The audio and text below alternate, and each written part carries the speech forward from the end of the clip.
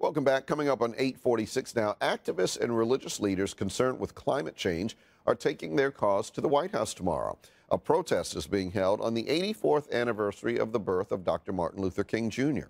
One of the organizers of this event is joining us here this morning. Reverend Richard Cizik is president of the new Evangelical Partnership for the Common Good. Good morning. Thanks for coming in. Thank you. Good morning, to have you Tony. here. There are a number of reverends, ministers involved in this particular event about climate change, which brings me to my first question. Why are you involved in this, and why are you taking this action? I don't usually associate climate change issues with members of the clergy. Well, that's right. Historically, it's been an environmental issue, but what we're saying as clergy, as people of faith, of all faiths, this is an interfaith gathering.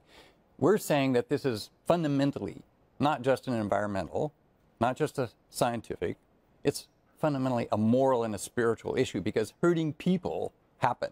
Hurting people happen when forest fires occur, when droughts occur, when there are storms like we've never had before. Katrina, Sandy, you've reported on that this morning, an aid package. These are consequences fundamentally of shifts in climate.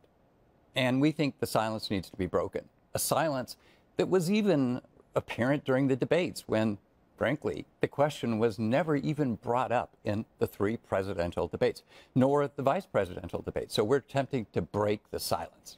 Do you feel that there is a lack of, I guess you mentioned the debates, a lack of political will to deal with this issue? Well, to be quite frank, not on the Democratic side. There's not a lack of willingness in my opinion, on the part of President Obama. He's simply looking at the condition on Capitol Hill in which you have one political party that says it doesn't want to deal with it. And so to reach that impasse, in other words, to break the silence, to break that impasse, we believe religious people, most of all, on this, the 84th anniversary of the birth of Martin Luther King Jr., of all times, now is the time for people of all faiths to speak up, to come to the White House, meet us tomorrow, that's Tuesday, and to, yes, if you will, protest, most importantly, to pray, because we are clergy. Tomorrow is the 84th anniversary of the birth of Dr. King. Why are you doing it on that day? What is the tie-in with Dr. King? Because historically, he has been the preeminent example in American history of civil disobedience. We know during abolition, we do know during suffrage, we know during all the great social movements of American history, the clergy have led.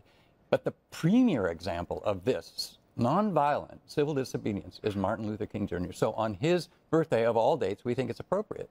Now, with nonviolent, and here's the information, we've got the information on screen as to where people are assembling tomorrow, and then when you're proceeding to the White House, which is at noon. Do you have a sense of how many people are going to be involved?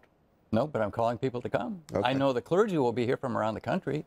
From around the country, yes. And from all, as you said, all it's faith. interfaith. Yes. With civil disobedience frequently comes arrests. Are you and some of your partners in this prepared to be arrested if need be? I haven't made that decision even myself. It's a spiritual decision I think people have to make in their hearts. But fundamentally, will the American people change their hearts and minds on this issue if we ourselves as clergy aren't willing to risk arrest, mind you, for prayer at the White House? Then I'm not sure the American people are going to be persuaded unless we are that serious. So whether someone makes the decision to be arrested or not, I think the real question is, where are we as a nation, and are we willing to address this issue? And we're saying, of all people, it's a spiritual and a moral issue. It's not a blue state, red state, blue or red issue. For that matter, it's fundamentally a red, white, and blue and a moral issue. What do you say to those people who say, well, yeah, there may be climate change, but there's nothing we can really do about it. It's not caused by man. This would be occurring anyway. But they would say that, yeah. We say it's very much caused by man. It's anthropogenic, significantly, if not mostly so. Scientists say that. Dr. James Hansen, one of our premier scientists in America, the NASA scientist, says that this is a national emergency. And so to those who are denialists, to those who say this isn't happening or we're not doing it, we're saying, 1, examine the evidence, the scientific evidence. Number 2, if you aren't persuaded by that, surely you must be persuaded by all the religious traditions, all of them, which say God calls us to care for this planet. And so if nothing else, God says he cares about the consequences especially. Just think about the people, the millions of people who have been harmed already around the globe. And then just look at the northeastern states that have been impacted by Sandy.